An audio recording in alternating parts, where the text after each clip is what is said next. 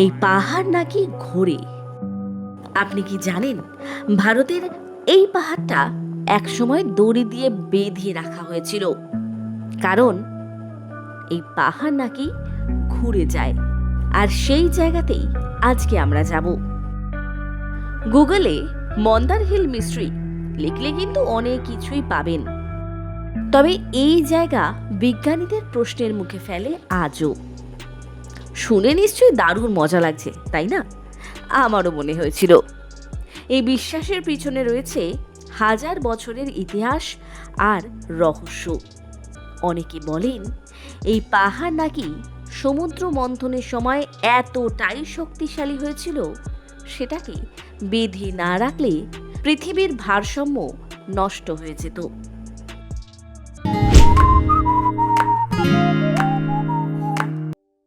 কাহালগাঁও ভ্রমণের আজকের দ্বিতীয় পর্ব। প্রথম দিনের ভিডিওতে তো আমি দেখিয়েছি যে কি কি ঘুরে দেখবেন, কোথায় থাকবেন ইত্যাদি ইত্যাদি। তবে আজকে তার দ্বিতীয় পর্বতে আমি দেখাতে চলেছি মন্দার পর্বত। আপনারা যদি দুদিনের জন্য কাহালগাঁও ভ্রমণে আসেন, তাহলে তার পাশাপাশি এই মন্দার পর্বতও দেখে নিতে পারেন। কাহালগাঁও থেকে প্রথমেই চলে আসলাম ভাগলপুর রেলওয়ে স্টেশন। কাহালগাঁও থেকে ট্রেন ধরেছিলাম প্রায় দুপুর 2:30-টে। ভাগলপুর এসে পৌঁছালাম তখন বাজে 3টে বা 3:30 সম্ভবত। তবে বলে রাখি, এ পাশের ট্রেন কিন্তু ভীষণ লেট করে, তাই ভাগলপুর থেকে যে ট্রেনটা আমাদের ধরার কথা ছিল সেটা আমরা পাইনি, এবং দুর্ভাগ্যবশত এর পরে আর কোনো ট্রেন নেই, তাই অগত্যা বাস। ভাগলপুর স্টেশন থেকে পায়ে হাঁটা দূরত্ব ছিল ভাগলপুর বাস স্ট্যান্ড। যেহেতু আমরা ট্রেন পাইনি, তাই সেখান থেকে বনসি বাস স্ট্যান্ডের উদ্দেশ্যে বাস ধরেছিলাম। বনসি বাস স্ট্যান্ড হচ্ছে মন্দার হিলের বাস স্ট্যান্ড, যার ভাড়া পড়েছিল 100 টাকা পার হেড। তবে রাস্তায় ভীষণ জ্যামের কারণে প্রায় 2-3 ঘন্টা লেট হয়েছিল আমাদের।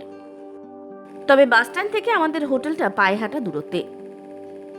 আরও একটা বিষয়, ভাগলপুর নেমে যদি আপনারা ট্রেনে করে আসেন, সেক্ষেত্রেও কিন্তু মন্দার হিল স্টেশন থেকে এই হোটেলগুলোর দূরত্ব একদমই পায়ে হাঁটা। আমাদের আগে থেকে রুম বুক করা ছিল হোটেল রাধাকৃষ্ণ। মন্দার পর্বতে বেশ কয়েকটা হোটেল থাকলেও আমরা উঠেছিলাম এই জায়গাতে। এই রাধাকৃষ্ণ হোটেলে আমরা 4 জনের জন্য একটাই রুম নিয়েছিলাম, 4 বেডেড, যার প্রত্যেক দিনের ভাড়া 1500 টাকা। যেহেতু আমাদের ঢুকতে অনেকটা লেট হয়েছে, তাই সেদিন আর কিছুই সম্ভব নয়। পরের দিন সকাল সকাল উঠে রেডি হয়ে বেরিয়ে পড়লাম। প্রথমে ব্রেকফাস্টটা সেরে নিয়েছি। পুরি সবজি 30 টাকা করে মাথা পিছু। যদি জিলাপি না নেন তাহলে সেটা 25 টাকা। সকালে জলখাবারটা খেয়ে একটা টোটো রিজার্ভ করলাম। টোটো করে প্রথমে আমরা যাব কামধেনু মন্দির। সেখান থেকে সেই টোটোতেই নেমে পড়ব মন্দার হিল পর্বত। আমাদের টোটো এগিয়ে চলল কামধেনু মন্দিরের দিকে। গ্রামের পাড়ার অলিগলি হয়েই অবশেষে চোখে পড়ল মন্দার পর্বত। মন্দার পর্বত দেখে এক ঝটকায় মনে পড়ে গেল সমুদ্র মন্থনের গল্প। অবশেষে এসে পৌঁছালাম এই কামধেনু মন্দিরে। হিন্দু পুরাণ অনুযায়ী কামধেনু একজন গাভীর নাম। তিনি সকল গরুর মা। সমুদ্র মন্থনের সময় তিনি উঠে এসেছিলেন, আর তাকে উৎসর্গ করেই এই মন্দির। ভারত এবং নেপাল সংলগ্ন বহু জায়গায় এই কামধেনু মন্দির রয়েছে, আর তার মধ্যেই বিহারের এই বাঁকা জেলার মন্দার পর্বতের পাশের এই মন্দিরটি বেশ জনপ্রিয়। প্রত্যেক বছর এই মন্দিরে কামধেনু আর তার বাছুরের পুজো করা হয়, আর মনে করা হয় এই পুজো সম্পন্ন করলে নাকি সমৃদ্ধি আর সৌভাগ্য আসে। যা চাইবেন তাই পাবেন, এমনটাই মনে করেন এখানকার লোকেরা। সমৃদ্ধির প্রাচুর্যের প্রতীক হচ্ছেন ইনি। এই কামধেনু মন্দির থেকে মন্দার পর্বতের অপূর্ব একটা ভিউ পাওয়া যায়। এখানে চাইলে আপনারা দাঁড়িয়ে ছবিও তুলতে পারেন। বেশ ভালো লোকেশন। এই জায়গা ঘুরে আমরা চললাম মন্দার পর্বতের দিকে। বেশ কিছুটা এসে এই জায়গাটাতেই আমাদেরকে টোটো ড্রপ করে দিলেন। এখান থেকে হেঁটে এগোলেই চোখে পড়বে এই বিশাল বড় জায়গা। এই বিশাল এলাকার মাঝখানে একটা সরোবর, আর তারই মধ্যে একটা লক্ষ্মী নারায়ণ মন্দির, আর তার পাশে রয়েছে সমুদ্র মন্থনের সেই পৌরাণিক কাহিনীতে ভরপুর মন্দার পর্বত। এই সরোবরে স্নান করে চোর থেকে রাজা সবাই নাকি চর্মরোগ থেকে মুক্তি পেয়েছিলেন, আর সেই বিশ্বাস থেকেই এখানকার মানুষেরা বিভিন্ন চর্মরোগ দূর করতে আজও এই সরোবরে স্নান করেন।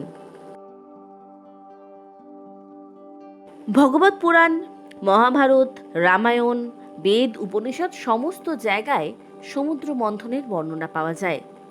ভগবান বিষ্ণু দেবতা এবং অসুরদেরকে সমুদ্র মন্থন করে অমৃত উৎপন্ন করার পরামর্শ দিয়েছিলেন, এবং দেবতারা আর অসুরেরা মিলে ঠিক করেন মন্থন দণ্ড হিসেবে ব্যবহার করবেন এই মন্দার পর্বতকে। অনেক কষ্টের পর এবং ভগবান বিষ্ণুর হস্তক্ষেপে এই মন্থনটি সম্পন্ন হয়। তবে মন্থনের জন্য ব্যবহার করা হয়েছিল সর্পরাজ বাসুকীকে। বাসুকীর একদিক মানে মাথার দিকটাতে ছিলেন অসুরেরা এবং লেজের দিকটায় ছিলেন দেবতারা। বলা হয় এই মন্থনের পর মন্দার পর্বতকে তার বর্তমান অবস্থায় রাখা হয়েছিল, আর এই পাহাড়ের গায়ে আজও নাকি বাসুকীর আঁশের চিহ্ন লক্ষ্য করা যায়।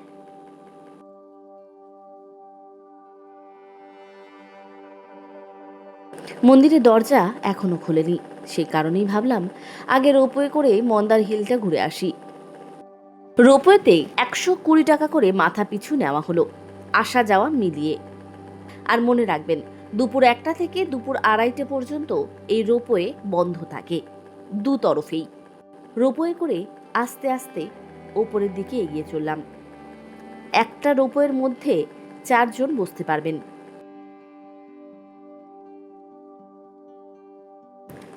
মন্দার পর্বতকে রোপওয়ে থেকে দেখতে কিন্তু বেশ ভালো লাগছিল। বিহারের বনসি জেলায় অবস্থিত এই মন্দার পর্বতের উচ্চতা প্রায় 700 ফুট। এই রোপওয়ে ছাড়াও রয়েছে সিঁড়ি, যেখান দিয়ে আপনি সহজে উঠতে পারবেন। তবুও আমরা রোপওয়ের সাহায্যই নিয়েছিলাম। তবে শুধুমাত্র সমুদ্র মন্থন নয়, এর সঙ্গে জুড়ে রয়েছে শ্রীকৃষ্ণের সম্পর্ক। বিশ্বাস করা হয় ভগবান শ্রীকৃষ্ণ এখানে মধু রাক্ষসকে বধ করেছিলেন এবং পর্বতটি মধু রাক্ষসকে ঢেকে রেখেছিল, আর সেই কারণে এটি মধুসূদন নামেও পরিচিত। এই জায়গা শুধু একটা পাহাড় নয়, ভারতীয় সংস্কৃতি এবং পৌরাণিক কাহিনীর একটি জীবন্ত অংশ। এমনকি পুরাণ মতে ভগবান শ্রীকৃষ্ণের বাসস্থান বলা হয় এই জায়গাকেই। পাহাড় যে ঘোরে তার কোনো স্পষ্ট ব্যাখ্যা এখানে পাওয়া যায়নি।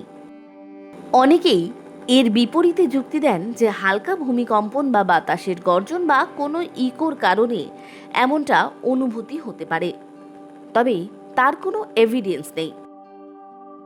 বলা হয় মন্দার পর্বতকে সমুদ্র মন্থনের মন্থনী হিসেবে যখন ব্যবহার করা হয়েছিল তখন পাহাড়টি স্থির ছিল না, তাই বিষ্ণু কুর্ম অবতারে তাকে স্থির করেন, আর এখান থেকে এই পাহাড় নড়ে বা ঘোরে এই ধারণার জন্ম। তবে তার কোনো স্থায়ী ব্যাখ্যা বা প্রমাণ কোনো কিছুই পাওয়া যায়নি। পাহাড়ের চূড়ায় রয়েছে একটা জৈন মন্দির। বিশ্বাস করা হয় দ্বাদশ তীর্থঙ্কর বসু এই পাহাড়ের চূড়ায় নির্বাণ লাভ করেছিলেন, আর সেখান থেকে এই মন্দির।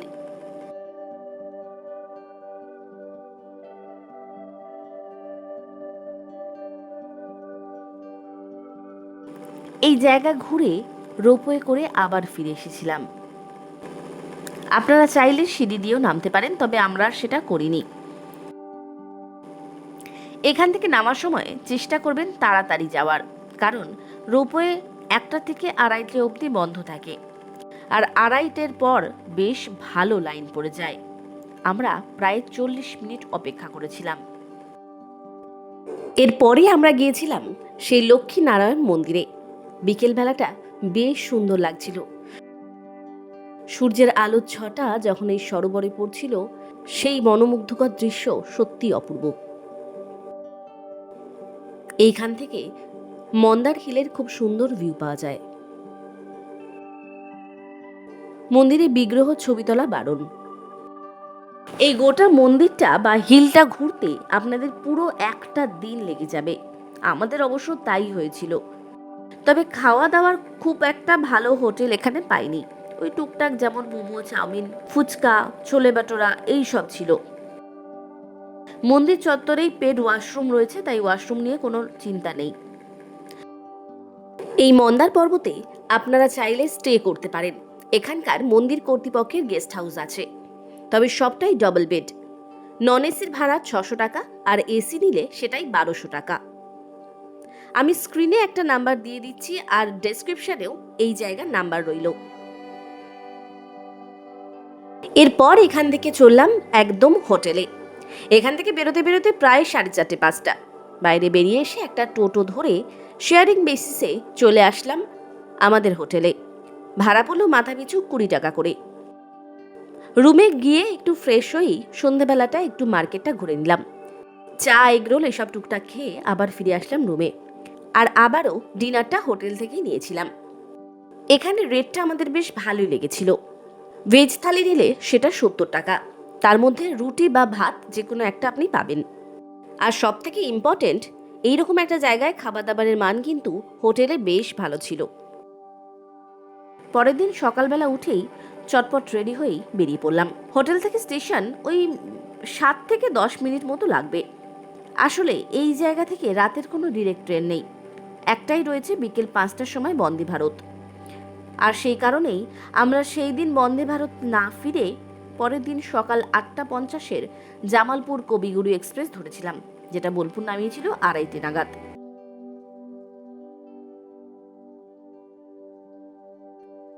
এবারে খরচের হিসেব নিয়ে কথা বলি।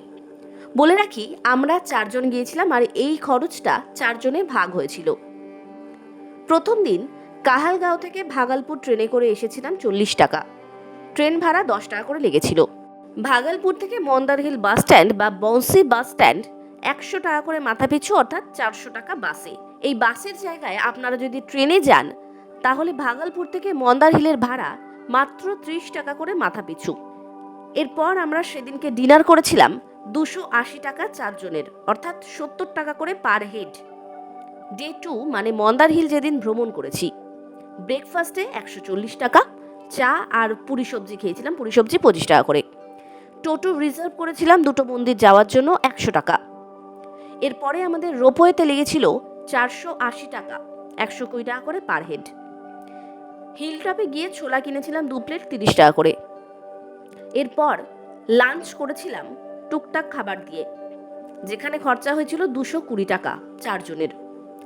মন্দার হিল থেকে হোটেলে আসার জন্য একটা টোটো করেছিলাম, 80 টাকা ভাড়া নিয়েছে, 20 টাকা করে পার হেড। সন্ধ্যাবেলা এগরোল আর চা মিলিয়ে 140 টাকা হয়েছিল। আর রাতে আবারও হোটেল থেকে ডিনার নিয়েছিলাম 280, মানে পার হেড 70 টাকা। আর রুম ভাড়া 2 দিনের জন্য 1500 3000 টাকা লেগেছিল। তাই সব কিছু টোটাল করে 4 দিয়ে ভাগ করলে 1305 টাকা করে মোট কথা দাঁড়াচ্ছে।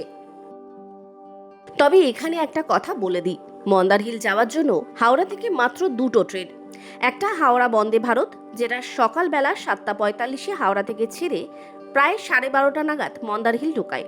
আর দ্বিতীয়টা হচ্ছে জামালপুর কবিগুরু এক্সপ্রেস, হাওড়া থেকে সকাল 11টার সময় ছেড়ে সন্ধেবেলা 6টার সময় মন্দার হিল ঢোকায়।